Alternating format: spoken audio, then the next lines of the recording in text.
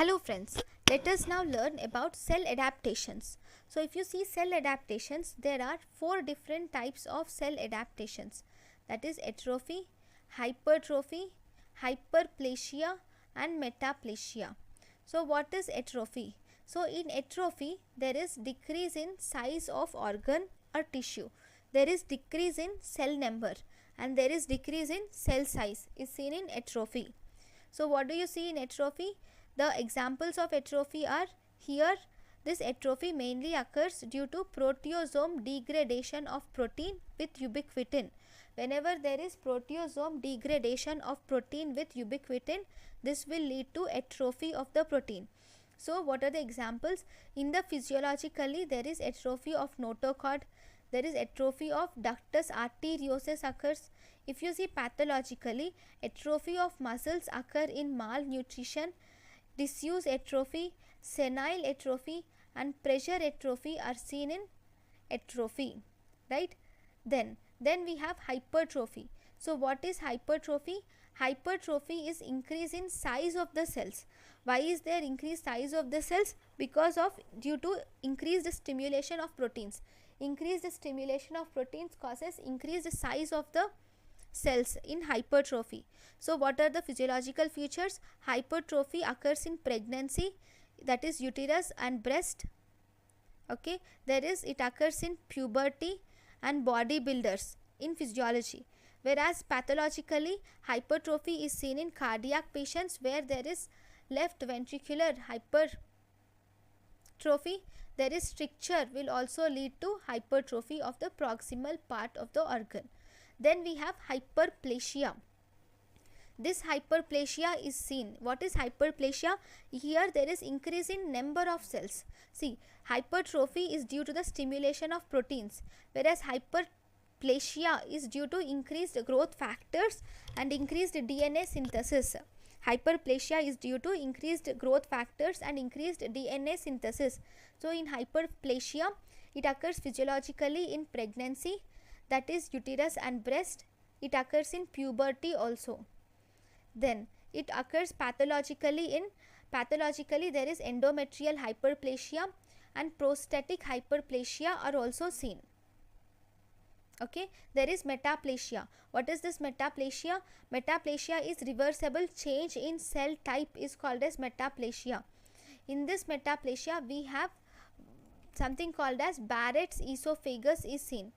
So in this Barrett's esophagus, the squamous cells gets converted to columnar cells in the lower end of esophagus, and we have myositis ossificans where muscle gets converted to bone in myositis ossificans.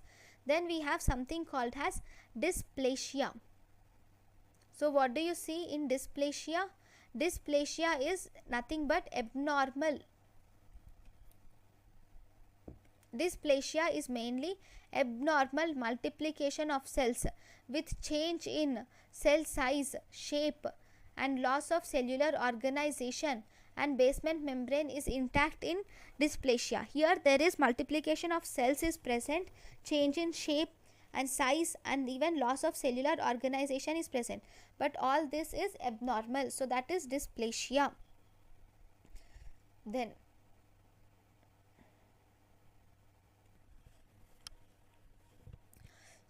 let us now learn. So the next topic is about intracellular accumulations. So if you see intracellular accumulations, so first we have proteins. So proteins are accumulated into the cell, inside the cell. Okay, so normally ribosomes produce proteins and these proteins go to the endoplasmic reticulum and Golgi apparatus for protein folding, and the protein is released. But just take an example where the protein, there is a problem in the secretion of protein. Because there is a problem in the secretion of protein now, this protein is not released properly. Okay, the examples of these problem in secretion of protein is alpha-1 antitrypsin deficiency and cystic fibrosis. Problem in transport and secretion of protein mainly includes alpha-1 antitrypsin deficiency and cystic fibrosis. Then we have something called as chaperones. What are these chaperones? Chaperones will help in protein folding and transportation process across the endoplasmic reticulum and Golgi apparatus. So chaperones will actually help in transport of proteins and also folding of proteins. These chaperones are induced by stress. Stress will activate these chaperones. Like the chaperones examples are HSP70 and HSP90. They help in preventing the misfolding of proteins. What does these chaperones do? They will prevent the misfolding of proteins. Okay, if misfolding occurs, what happens? If by any chance, by any mistake, if misfolding occurs, then with the help of chaperones, they degrade via the ubiquitin proteasome complex. See, chaperones will activate ubiquitin. This ubiquitin combine with the misfolded protein and it forms this proteasome. This proteasome is destroyed. In the proteins in the proteasome are destroyed. Okay, so this is called the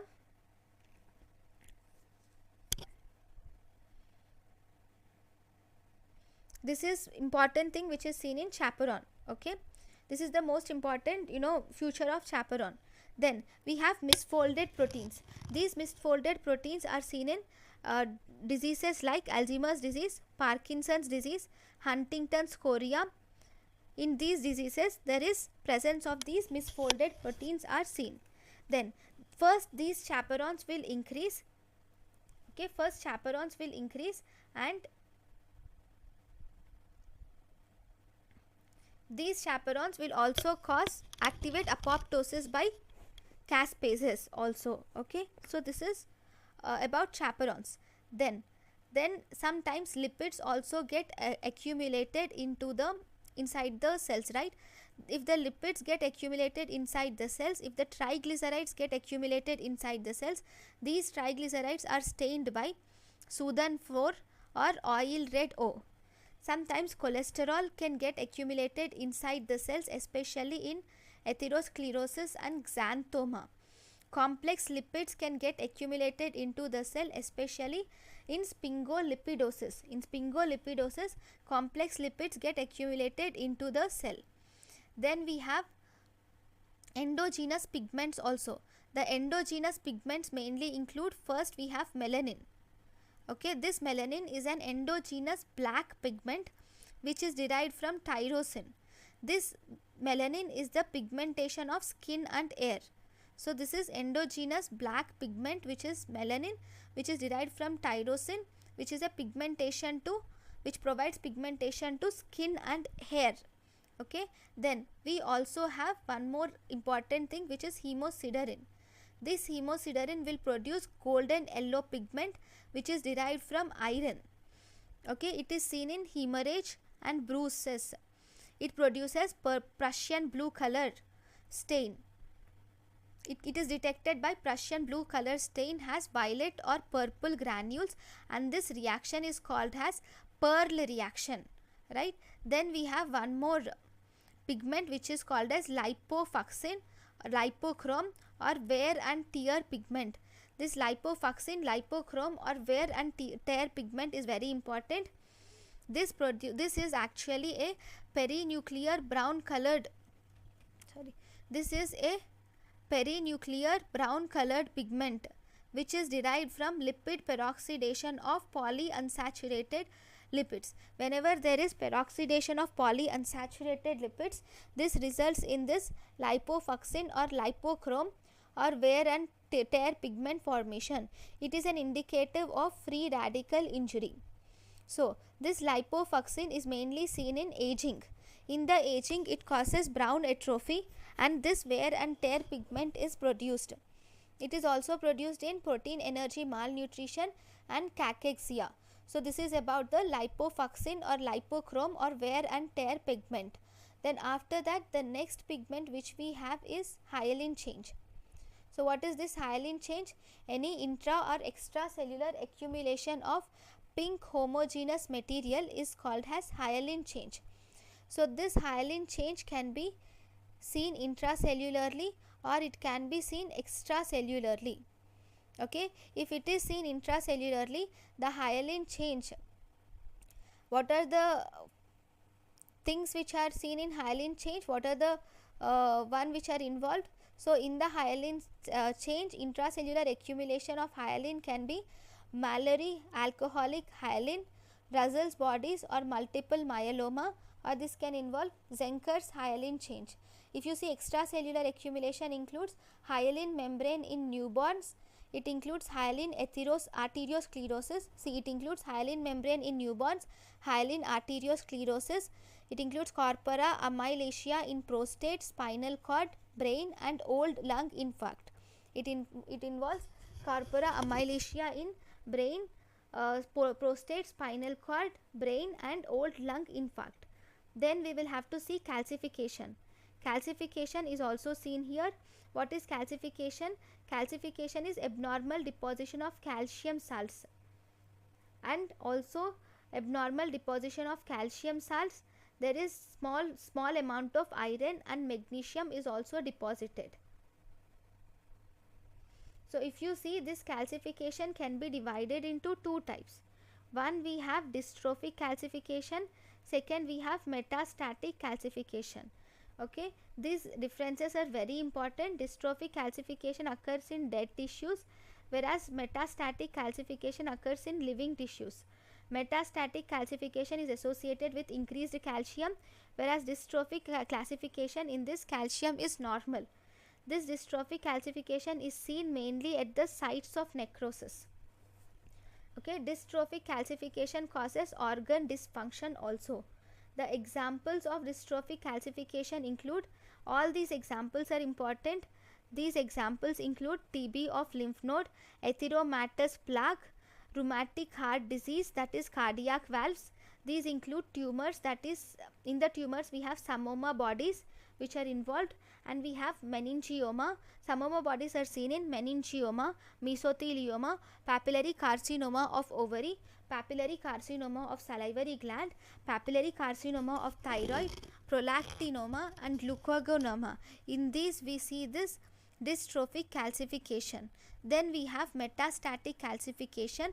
The examples of metastatic calcification are, metastatic calcification is seen in hyperparathyroidism, renal failure, vitamin D intoxication, sarcoidosis, milk alkali syndrome, multiple myeloma, or metastatic tumors of bone. In these we see this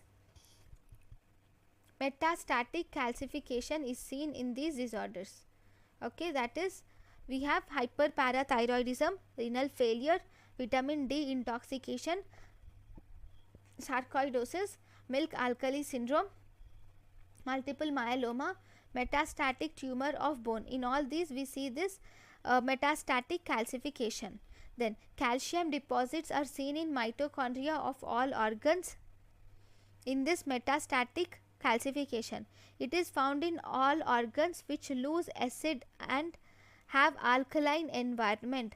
In all the organs which lose their acidic environment and have their alkaline environment, in them you see this metastatic calcification. It is most commonly seen in lungs, kidney, stomach, systemic arteries, and pulmonary veins. It is never ever seen in parathyroid gland. This is important. It is never seen in parathyroid gland.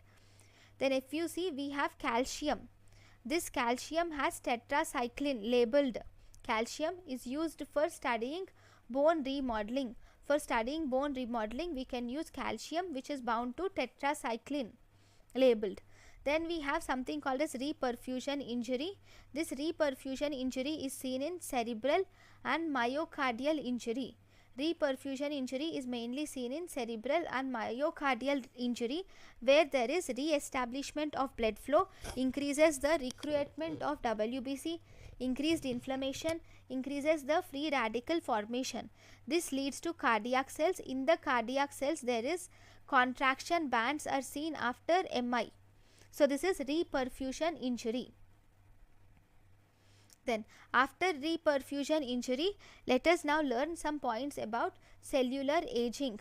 So in the cellular aging, we have first telomere shortening. Cellular aging is associated with telomere shortening. Some environmental insults will produce free radicals which damage the proteins and organelles. These will also damage the DNA. Whenever there is some DNA repair defects, these DNA repair defects also damage the DNA. There is calorie restriction. This calorie restriction will activate sirtuins. These sirtuins will in turn damage the DNA. Overall, because there is damage of DNA, damage of proteins and damage of organelles occur, leading to cell aging. This will cause cell aging. So what are the futures of cell aging? See, the futures of cell aging include: there is decreased oxidative phosphorylation, it decreases the proteins and nucleic acids. There is deposition of lipofunctin is seen, accumulation of glycosylated products and abnormal folded proteins are seen. All these are the most effective way to prolong life.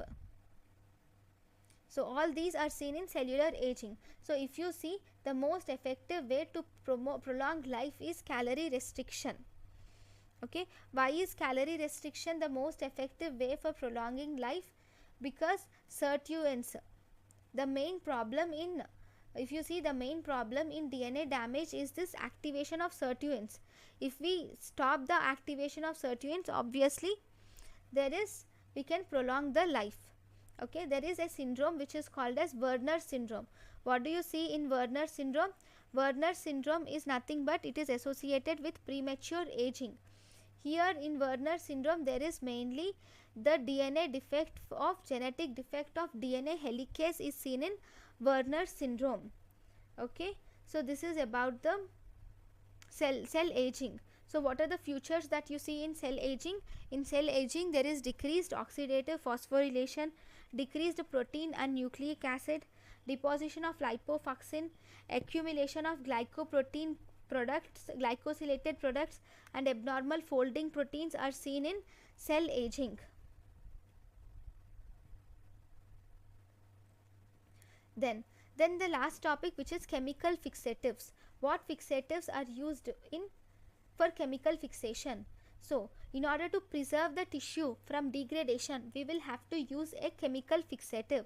So for light microscopy, we use 10% neutral buffered formalin is used for light microscopy. That accounts for 4% formaldehyde in phosphate buffered saline. So this 10% neutral buffered formalin accounts for 4% formaldehyde in phosphate buffered saline. So in electron microscopy, it is most commonly seen in most common chemical used in electron microscopy is glutaraldehyde, which is 2.5% solution of glutaraldehyde in phosphate buffered saline. Okay, what is the mechanism of action? This will form irreversible cross linkages. This will form irreversible cross link proteins are formed. Then we have frozen section. Why is it? What does frozen section do? Frozen section is the rapid way to fix and mount the histological section. Here we use something called as cryostat. This cryostat will instantly freeze the tissue. Okay, and this will slice, and thus the tissue is sliced using a microtome. Using a microtome, the tissue is sliced. Okay, and this is mounted onto a slide and observed. This is mainly, frozen section is mainly done for the surgical removal of tumors. For surgical removal of tumors, you can do this frozen section method. Then what are the commonly used stains? The commonly used stains include, we have glycogen is used for carmine stain. For the glycogen, the stains used are carmine stain, which is the best stain, periodic acid skip stain, with diastase sensitivity can be used in glycogen. In lipids can be used in Sudan. For lipids we can use Sudan black and oil red O. For amyloid we can use Congo red and thioflavin T and thioflavin S. Then for calcium we can use von Cosa and alizarin red. For hemosiderin we can use pearl stain. Trichrome can be used for collagen and blood, and we can use it collagen, we can use trichrome stain, and even for skeletal muscles also you can use this trichrome stain. So this is about the apoptosis. Thank you guys. This is about the cell injury. So thank you guys for watching my lecture. In the next class we will learn about inflammation. Thank you for watching my lecture. Thank you.